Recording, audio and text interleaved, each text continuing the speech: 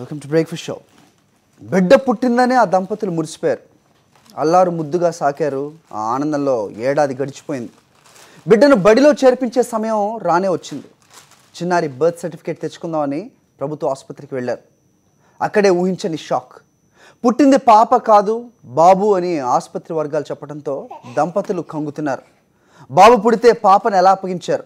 పొరపాటు ఎక్కడ జరిగింది? అనుకోకుండా బాబును బదులు పాపనిచ్చారా, లేక కావాలనే బిడ్డను మార్చారా? మెదక్ జిల్లాలో జరిగిన బిడ్డల తారుమారు పూర్తి డీటెయిల్స్ ఇప్పుడు చూద్దాం.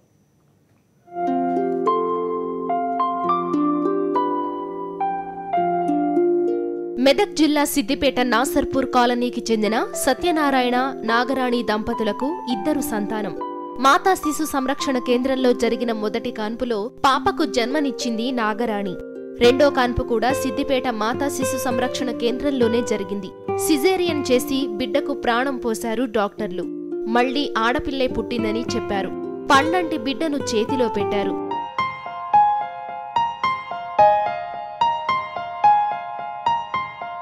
రెండో కాన్పులోనూ ఆడపిల్లే పుట్టిందని ఆ దంపతులు నిరుత్సాహపడలేదు. చిన్నారిని ప్రాణం కన్నా మిన్నగా చూసుకున్నారు. ఈలోపు పెద్దమ్మాయికి 3 ఏళ్లు నిండాయి. రెండో పాపకు ఏడాది వయస్సు వచ్చింది. బిడ్డను స్కూల్లో చేర్పిద్దామనుకున్న దంపతులు బర్త్ సర్టిఫికేట్ కు అప్లై చేశారు. నెల గడిచిన తరువాత సర్టిఫికేట్ చేతికొచ్చింది. రెండో పాప బర్త్ సర్టిఫికేట్ చూసుకున్న దంపతులకు ఒక్కసారిగా మైండ్ బ్లాంక్ అయింది. జనన ధృవీకరణ పత్రంలో పాప కాదు బాబు అని రాసుంది.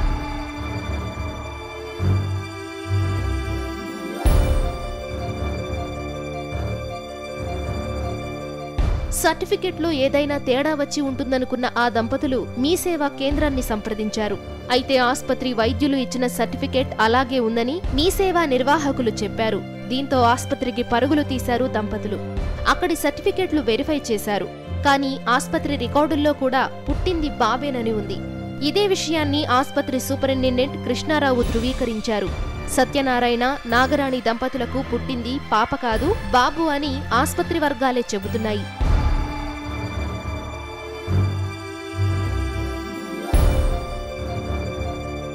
ఇంతకీ ఈ వ్యవహారంలో తప్పెవరిది? నిజంగా బాబు పుట్టి ఉంటే బాబు ఏమయ్యాడు?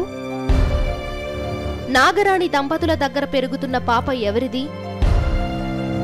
దవాఖానా సిబ్బంది ఇంత నిర్లక్ష్యంగా ఎలా వ్యవహరించారు? బిడ్డ పుట్టిన తరువాత మొదట చూసేది డాక్టరే. ఆ తరువాత సిస్టర్లు, ఆయాలు, ఇలా బిడ్డ పలువురి చేతులు మారుతుంది. ఈ మొత్తం వ్యవహారంలో ఎవరూ తప్పునెందుకు గుర్తించలేదు? సిజేరియన్ చేయించుకున్న తల్లి స్పృహలో ఉండదని తెలిసి కావాలనే బిడ్డను తారుమారు చేశారా? ఇవన్నీ జవాబులేని ప్రశ్నలే. వాళ్ళు రేణుకానే రిసీవ్డ్ పెట్టుకుంది. రేణుకానే రిసీవ్డ్ పెట్టి మా కేసులో రేణుకానే అమ్మాయి తీసుకుంది. వాళ్ళు రేణుక ఎవరు మాకు తెలియదు. పాపనిచ్చే సమయంలో కూడా మా నుంచి ఎలాంటి సంతకాలు ఎవరు తీసుకోలేదు. ఈ విషయంలో మాత్రం మాకు అనుమానమైంది. అది నిజంగా మాకు బాబు పుట్టిండు. అందరూ కూడా డాక్టర్ కూడా అన్నారు బాబు పుట్టిండు, బాబు ఇది తీసుకున్నారు కదా, రేణుకానే అమ్మాయి తీసుకున్నారు అంటున్నారు. వాళ్ళు కూడా అంటున్నారు ప్రస్తుతానికి ఖచ్చితంగా మా బాబు ఎక్కడున్నా మా బాబు వాళ్ళు చేయాలి, వాళ్ళ పాపను వాళ్ళకి చేసేయాలి. ప్రస్తుతం నాగరాణి వద్ద ఉన్న పాప ఎవరి సంతానం? నాగరాణికి పుట్టిన బాబు ఎక్కడున్నాడో తెలుసుకోవాలంటే నాగరాణి బాబుకు జన్మనిచ్చిన రోజు ఆస్పత్రిలో మొత్తం 14 మంది ప్రసవించారు. అంటే వీరందరికీ DNA టెస్టులు చేయించాలి. వీరందరి DNA రిపోర్ట్లు వస్తేనే నాగరాణి జన్మనిచ్చిన బాబు జాడ తెలుస్తుంది. కానీ DNA టెస్టులకు ఆ రోజు ఆస్పత్రిలో ప్రసవించిన 14 మంది తల్లులు ఒప్పుకోవటం లేదు. ఇప్పుడు ఇదే సమస్యగా మారింది. తమకు పుట్టిన బాబు జాడ కనిపెట్టాలంటూ సత్యనారాయణ, నాగరాణి దంపతులు పోలీసులను ఆశ్రయించారు. పోలీసులు సైతం తమ వల్ల కాదని చేతులెత్తేశారు. పోలీస్ స్టేషన్లో కంప్లైంట్ ఇస్తేనేమో సిఐ సార్ ఏమో ఏమేమో మాట్లాడుతుండు. డిఎస్పీ దగ్గరికి వెళ్తేనేమో డిఎస్పీ సార్ అంటుండు ఈ విషయంలో ఎవరేం చేస్తారమ్మా, ఎవరేం చేయలేరు, మీకు హాస్పిటల్లో ఎవరు చేస్తారో వాళ్ళనే అడుక్కోవాలి, మమ్మల్ని చేస్తే మేమేం చేస్తాం, ఎవరు ఇబ్బంది పెడతారు మిమ్మల్ని అనుకుంటా డిఎస్పీ సార్ మాట్లాడుతుండు. ఈ విషయంలో ఎవ్వరూ ఇట్లా సాయం చేయలేకపోతుంది సార్. ప్రస్తుతం సత్యనారాయణ, నాగరాణి దంపతులు తమ వద్ద ఉన్న బిడ్డను కంటికి రెప్పలా సాకుతున్నా కన్న కొడుకు జాడ తెలియక తల్లడిల్లుతున్నారు. కనిపించిన అధికారినల్లా వేడుకుంటున్నారు.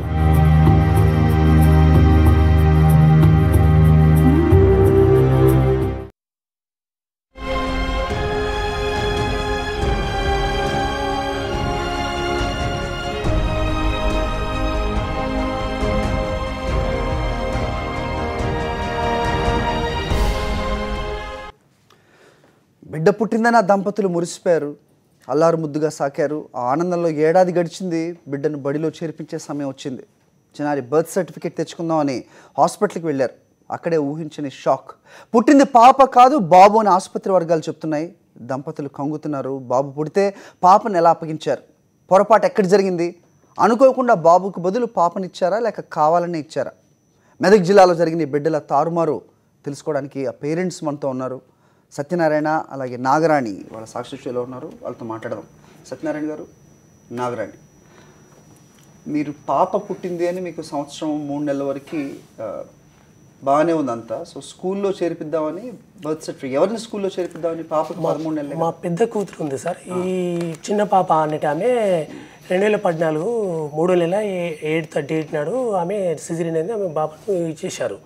అయితే మేము బర్త్ సర్టిఫికేట్ చూసుకోలేదు. అయితే అడ్మిషన్ చేసే రోజు ఏంటంటే వీళ్ళ భర్త ఎక్కడ ఉంటాడో ఇలా భర్తను పిలవండి, అడ్మిషన్ సిగ్నేచర్ తీసుకోవాలి, ఈమెను తీసుకున్న తర్వాత లోపలికి తీసుకెళ్తాము, అందరూ తీసుకెళ్దాం అన్నారు. నాకు సిగ్నేచర్ తీసుకున్న తర్వాత లోపలికి వెళ్ళారు.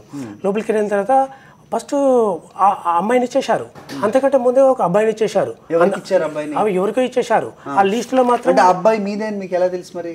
అయితే వాళ్ళు దిద్దినట్టు ఉన్నది సార్. వాళ్ళు స్పష్టంగా మనం ఇక్కడ చూడొచ్చు. మా తర్వాత 2వ సిజరీన్ వాళ్ళది ఫీమేల్ అని ఉంటే మేల్ అని దిద్దారు సార్ వాళ్ళది. ఓకే, ఇది వేరే వాళ్ళకి అప్పగించిన వాళ్ళకి ఆడపిల్ల యాక్చువల్లీ. దాన్ని మార్చి మా బాబుని వాళ్ళకి ఇచ్చేశారు సార్. అక్కడికి పోయి కూడా మేము అన్ని విధాలుగా చూసుకున్నాము. అందరి రికార్డులు అన్నీ ఉన్నాయి సార్. అన్ని ఎంక్వైరీ చేసాము, అందరికి కూడా చూసేసాము. ఇప్పుడు హాస్పిటల్ వాళ్ళు మీకు పుట్టగానే మీకు ఒక ధ్రువపత్రం ఇస్తారు. ఇచ్చేసారు సార్. ఇచ్చారు. దాంట్లో ఏముంది? దాంట్లో బాబు అని ఉంది సార్. దాంట్లో బాబు ఉంది. బాబు ఉంది సార్. స్పష్టంగా అది ఇక్కడే ఉంది. ఇదే కదా అది ఉంది. వాళ్ళు ఇచ్చేసింది ఇంకా ఉంది సార్. అది ఉంచండి అలాగే మనం చూద్దాం. సో ఇప్పుడు హాస్పిటల్ వాళ్ళు ఇచ్చిన దాంట్లో కూడా బాబునే. మరి అప్పుడు మీరు ఎందుకు చూసుకోలేదు? అంటే అదే నమ్మకంతో వెళ్ళిపోయినా సార్ మేము. ఫస్ట్ పాపని అంటే మాకు ఫస్ట్ పాప సార్. ఇక సెకండ్ సారి పాప అంటే పుట్టింది కావచ్చు అన్న ఉద్దేశం కొద్దీ మేము అసలు సర్టిఫికెట్ల మీద ఇంట్రెస్ట్ ఏం పెట్టలేదు. పాప పుడితే పుట్టింది. మీరు ఏం చదువుకున్నారు? నేను ఇంటర్ చదువుకున్నా సార్. అతను ఏం చదువుకున్నారు? 10th చదువుకున్నారు. మీరు ఇంటర్ చదువుకున్నారు. అంటే పాప పుట్టిందని చేతికి ఇచ్చారు, మీరు ఆనందం అంతా బాగానే ఉంది. ఇచ్చిన సర్టిఫికేట్ లో మేల్ అని ఉంది కదా, మరి ఎందుకు చూసుకోలేదు మీరు? ఫస్ట్ పాప అనేసరికి సెకండ్ సార్ పాప అనేసరికి సర్టిఫికేట్ల మీద ఇంట్రెస్ట్ లేదు సార్. భగవంతుని దయ వల్ల ఇక పాపనే పుట్టింది కావచ్చు, ఇక మాకు అదృష్టం లేదు కావచ్చు అన్న ఉద్దేశం కొద్దీ సర్టిఫికేట్లన్నీ తీసుకున్నాము, ఇంటికి వెళ్ళిపోయాము. కానీ మా పెద్ద కూతురు వల్ల ఈ రహస్యం అనేది బయట పడ్డది సార్. కానీ అదృష్టం కాదని ఎందుకు అనుకుంటున్నారమ్మా? పాపని బాబు పుడితేనే అదృష్టం ఎందుకు అనుకుంటున్నారు? అదృష్టం అనేది అట్లాని కాదు సార్. సరే, ఏదేమైనా హక్కుగా మీకు పుట్టిన బాబు కానీ పాప కానీ మీకు రావాలి. దాంట్లో ఎవరు కాదనట్లేదు. కానీ బాబు పుడితేనే అదృష్టం, పాప పుడితే అదృష్టం కాదని మాత్రం అది తప్పది, కరెక్ట్ కాదు అది. ఓకే, సో మొత్తానికి ఆసుపత్రి వర్గాలు ఇచ్చిన రికార్డ్ లో తప్పు లేదు, వాళ్ళు మేలనే ఇచ్చారు. కానీ మీ బాబుని మాత్రం వేరే వాళ్ళకి అప్పగించారనేది మీ వాదం. ఆ రేణుకానే రిసీవ్ చేసుకున్నారు సార్. ఆ రేణుక ఎవరో మాకు తెలియదు. ఆ రేణుకని ఇచ్చేశారు. ఎవరా రేణుక? రేణుక ఎవరో సార్. అందులో ఇంతకు ముందు ఎంక్వైరీ చేసాము, ఎనగుర్తికి సంబంధించిన వాళ్ళు అందులో ఉన్నారు సార్. వాళ్ళు ఆశా వర్కర్ గా మీకు కలవలేదు సార్, ఎందుకంటే అది మా పని కాదు, మీకు కలవలేదు.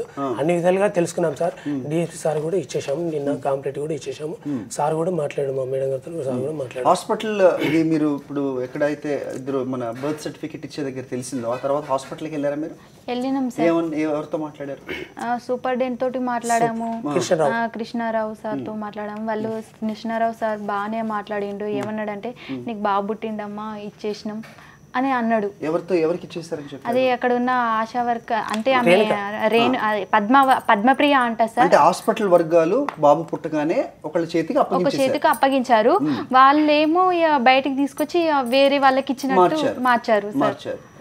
అయితే అందులో పద్మప్రియ రిసీవ్ చేసుకుందంట, నఫీజన్ ఏమో ఇట్లా క్లీన్ చేసి ఇచ్చేసిందంట సార్. అంటే వాళ్ళు బండి ఆమె రేణుకకి ఇచ్చినట్టు ఉంది సార్. రేణుక ఫింగర్ ప్రింట్స్ తీసుకొని ఆమెకి ఇచ్చినట్టు ఉంది. కానీ మా ఈ మాత్రం ఏం లేవు సార్. మాకు అసలు ఇప్పుడు వాళ్ళకు రేణుక సంతకం పెట్టి తీసుకున్నప్పుడు మా తరపు నుండి కూడా ఎవరైనా ఒకరు సంతకం పెట్టి ఈ పాప అయినా కూడా మేము తీసుకున్నట్టుగా ఉండాలి కదా సార్. అసలు మా కేసులో ఏదీ లేదు అసలు. అంటే ఈ పాపని మీరు తీసుకున్నట్టు అసలు ఏ రికార్డు? చేతికి మాత్రమే ఇచ్చారు, మీరు తీసేసుకున్నారు. అయితే ఇప్పుడు నేను లోపలికి సిజర్కి వెళ్ళినప్పుడు మాత్రం భర్త ఏడి అని సంతకం తీసుకున్నారు సార్. మళ్ళీ పాపను మాకు అప్పగించినప్పుడు మళ్ళీ మీ పాపను మీకు ఇస్తున్నాం అన్నట్టు మా భర్త సంతకం తీసుకోలేదు సార్. సో ఇంతకి ఇప్పుడు మీకు అంటే ఏదైతే చేశారో ఆ డాక్టర్ని మీరు కలవడం జరిగిందా? ఆవిడ ఇంకా ఉన్నారు వరకు? సుష్మా, డాక్టర్ సుష్మా. ఆవిడతో మీరు మాట్లాడారా? కృష్ణారావుతో మేము మాట్లాడాం సార్. మాట్లాడితే ఆ కృష్ణ సార్ ఏమంటుండే కృష్ణారావు ఆయన సూపరింటెండెంట్ కదా సార్, అతను మత్తు డాక్టర్ అయితే ఆయనకు సార్ మాట్లాడి బాబు మీరు నాతో మాట్లాడద్దు, మీరు సూపరింటెండెంట్తో మాట్లాడండి అని అన్నాడు. ఆ సూపరింటెండెంట్కి శివరామ్కి నేను ఫోన్ చేశాను సార్. సార్ మరి మీరే బాధ్యత ఉంటుంది సార్, మీరు ఏం సంగతి ఇట్లా మరి మీకు మరి బాబు మరి అమ్మాయిని ఇచ్చేశారు ఏం సార్ అంటే, ఆ రోజు నేను లేను బాబు, ఆ రోజు మీకు జరిగిన రోజు నేను లీవ్లో ఉన్నా అని ఆయన అంటాడు. ఇప్పుడు వేరే రఘురామరెడ్డి ఉన్నాడు, ఆయన అడగండి. ఈ రఘురామరెడ్డి మొన్న వచ్చిందట, ఈయనకేం తెలుస్తుంది సమస్య కింద జరిగిన విషయం. అయితే ఈ విషయంలో ఇది ఒకటి జరిగింది సార్. అయితే శివరామ్ అతని పేరు శివరామ్ సూపరింటెండెంట్. ఫస్ట్ ఆ రోజుల్లో అతనితో మాట్లాడు, ఫోన్ లైన్లోకి వచ్చారు, అతనితో మాట్లాడు. ఓకేనా? హలో డాక్టర్ శివరామ్ గారు. హలో, గుడ్ మార్నింగ్ సార్, చెప్పండి. నమస్తే అండి.